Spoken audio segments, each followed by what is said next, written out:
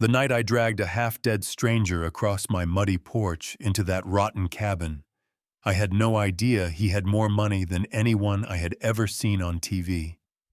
To me, he was just a man who might hurt me or might die on my doorstep, while the sky tried to rip itself apart. And that is really where this whole thing starts, with a storm.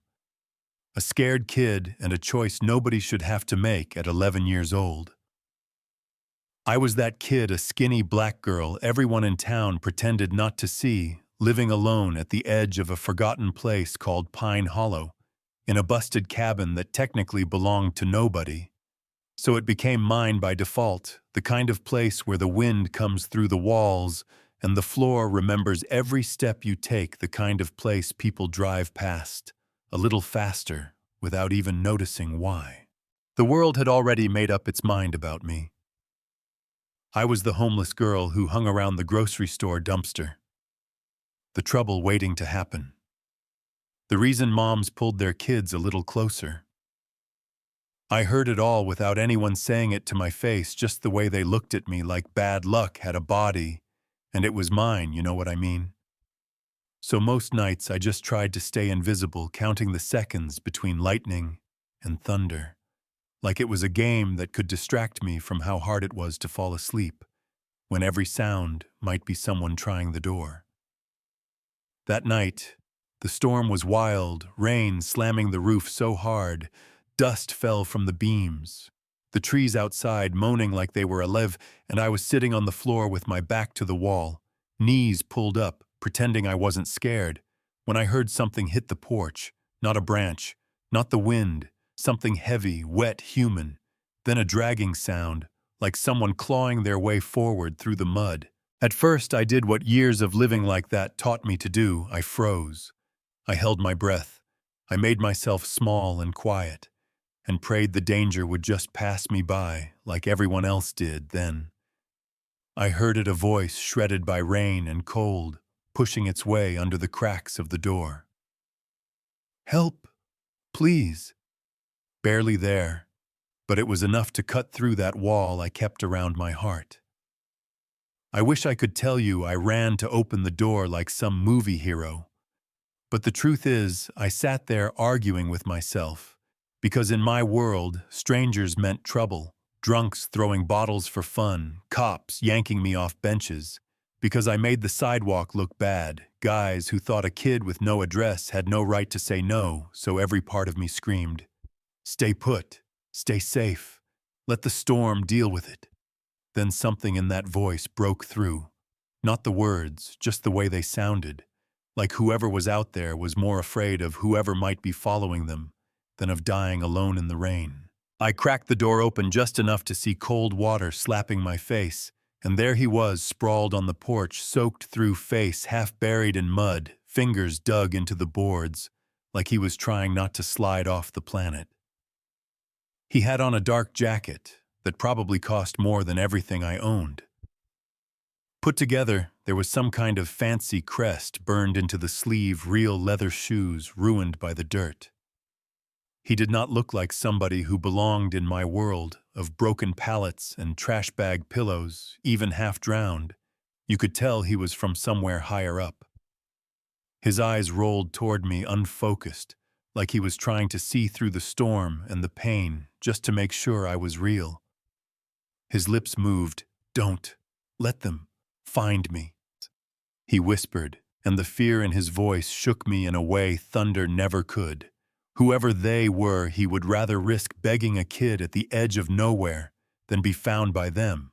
And for a second, I hated him on sight, hated his expensive, ruined clothes and his soft hands, and his ability to show up in my life bleeding and still somehow matter more to the world than I ever had. People always say when the moment comes, you just know what the right thing is. I didn't. I knew what the safe thing was, Los. The door pretend I never heard him. But I also knew what it felt like to be the one everyone looks away from, to be lying on the cold ground, and have footsteps walk past you, like you were just trash. And I couldn't make myself do that to someone else, even if I wanted to, even if I thought he might be dangerous. so I grabbed his wrists and pulled my feet sliding on wet boards, my arms screaming like they would come off at the shoulders.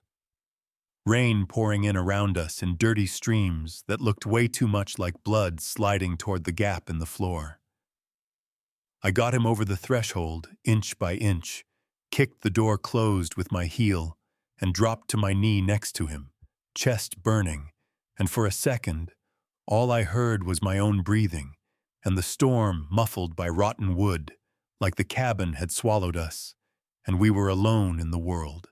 Up close, he looked worse, his skin too pale under dark hair, shadows under his eyes that were more than just bad lighting.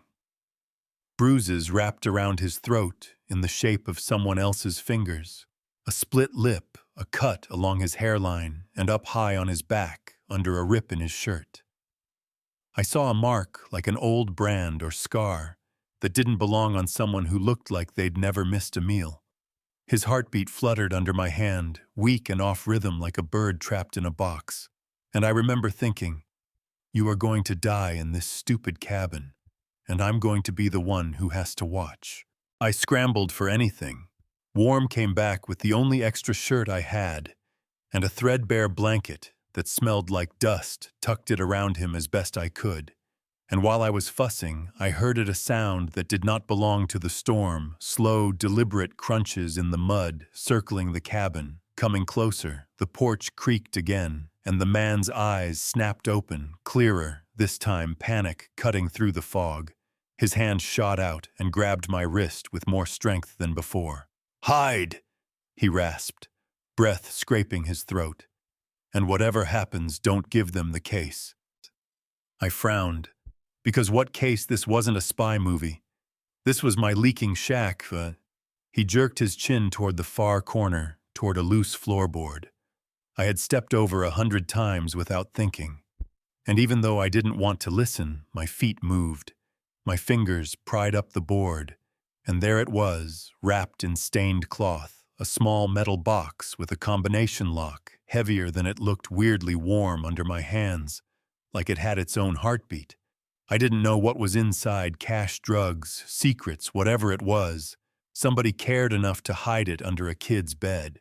Before I could ask anything else, the door handle rattled slowly, then 3 soft knocks like the storm itself was politely asking to come in. A voice followed, low and calm, and so controlled it gave me chills. "Open the door," the man outside called, like he was offering cookies instead of threats. "We know he's in there, kid. We don't want to hurt you. Just hand over what belongs to us, and nobody has to get hurt tonight." Behind me, the stranger whose name I still didn't know sucked in a sharp breath, eyes wide with real terror, not at me or the storm, but at that voice. "Don't talk," he whispered, gripping my arm. "They twist everything. Just stay quiet, please." You ever have that moment where your whole life of being overlooked and stepped on suddenly hardens into something else, where all the times you were treated like nothing becomes the reason you finally stand up? That was it for me. All the moms yanking their kids away, all the cops calling me kid, like it was an insult, all the times I got blamed for things I didn't do just because I was there. They stacked up and turned into this stubborn heat in my chest. I was tired of being the one everybody could push past, so I hugged that metal box tighter until the edges bit little crescents into my skin, and I stayed right there on the floor, between this stranger and the door. The knocks got louder. The handle snapped clean off and skittered across the room. The next hit blew the door inward, rain exploding into the cabin, along with a tall figure in a dark coat, hood low over their face boots, too clean for my porch. They stepped in like they were walking into their own living room, shut the storm out with their back, and just looked at me, at this skinny kid clutching a box like it was a life jacket. Their gloved hand stretched out, palm up. "That box," they said, in that same polite voice. "You have no idea what you're holding. Give it to me, and I forget you ever existed. Stand in my way, and your little squatting situation here becomes a crime scene." Behind me, the man on the floor groaned, managed to push out one word. "Don't." and the intruder chuckled, tilted their head toward him. "Marcus Hale," they said. And that name hit me because I had seen it on TV screens through store windows, on those business shows I watched without sound. Rich people arguing about numbers, he was that guy, the one who owned the glass towers that caught the sunset, the one who bought whole blocks and turned them into something else. Marcus Hale, billionaire, lying on my boards with rainwater in his hair. You'd think I would suddenly feel honored, or something like, wow. Fate brought this important man to my door. Instead, I got madder mad that someone with more houses than I could count was bleeding in the only place I had mad, that whoever this intruder was didn't care if they had to crush a kid to get what they wanted mad. Because I knew deep down that if he died here, the story on the news would be about him, not about the cabin or the girl who tried to keep him alive. "Come take it," I heard myself say, voice shaking, but loud enough to cut through the rain. I lifted the old rusted lantern I had grabbed earlier, like it was a weapon, my hands trembling, but my feet planted. "But if you screw up and I live, I will remember your voice until the day I die, and I will make sure somebody listens when I tell them what you did, so you better decide how much this box is worth to you." For the first time that night, the intruder hesitated. People like that are used to scaring adults, not kids who have already seen too much. Then they stepped forward anyway. And right when I was about to swing, whether it did anything or not, another body slammed into them from behind. Like a freight train, the cabin shook. All three of us went stumbling. The lantern flew from my hands and smashed a gun, skidded across the floor. And I kicked it under the table because some instincts don't need practice, they are just there. The man who had tackled the intruder was huge, thick neck shoulders, like a wall rain still dripping from his hair. He had that look of somebody who lives in the gym and in trouble. "Kid, move!" he barked without looking at me, arms locked around the intruder, the two of them wrestling. Like this was the last round of something that had been going on for years. They crashed into the wall, into the broken door, and then the intruder did something slick, slammed an elbow into the big guy's ribs, slipped free, and bolted back out into the storm, disappearing into the trees, as if they were made of the same darkness. "You're fine," he grunted, not really asking, dropping to one knee beside Marcus, pressing two fingers to his neck. "Come on, boss, stay with me. You did not drag me through this swamp just to die in a termite motel." That was my introduction to Ortiz, the man who could carry a bleeding billionaire and still find time to crack a joke within minutes. Headlights were cutting through the rain, sirens growing loud, cops and EMTs spilling into my stolen home radios, buzzing people shouting over each other. And I did what I always did. Around uniforms, I shrank into the corner, hoping they would forget I existed. "Who's the kid?"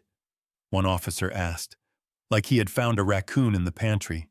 "This place is condemned. She trespassing. Do we have a name on her?" And I opened my mouth to lie, to say I was just passing through, that I knew nothing, because that's safer. Right then Ortiz straightened up, fixed that cop with a look so flat, it shut him right up. "That kid is the reason your billionaire is breathing," he said. "She found him, dragged him inside, and kept him alive. You want to write someone up, start with the one who smashed her door, not the child who opened it." That was the first time that night anyone said out loud that what I did mattered. They put Marcus on a stretcher, someone reached for the box, and even half-conscious he shook his head and rasped, "With her, it stays with her till I talk."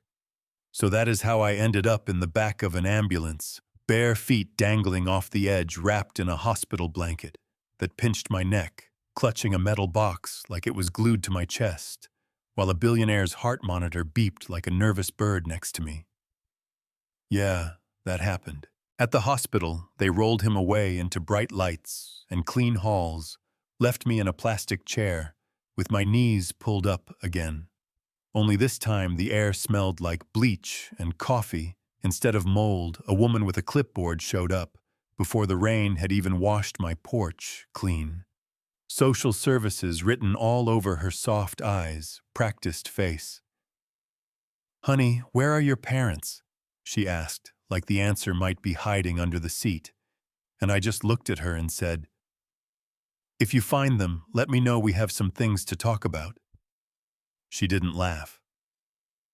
Ortiz, did he parked himself between me and anyone who tried to separate me from the box, stood there like a guard dog that had finally found something worth guarding. Hours later, he came back, shoulders slumped from fighting off paperwork and attitude. "Kiana," he said, like he wasn't sure he had it right, but wanted to. My name sounded strange coming from someone who had just put his life on the line. On my porch, "He's awake, he's asking for you. And that thing you ready?" And I was tired and wired, and part of me wanted to bolt for the exit door, vanish back into the woods, and pretend none of this had ever happened. But I also knew I was already too deep. There was no going back to being invisible, not after tonight. Marcus looked smaller in that hospital bed than he had on my floor. No expensive jacket, no mud, just a hospital gown and a web of tubes, monitors painting his heartbeat in green blips. But his eyes were clear now, and when he saw the box, his whole body seemed to focus.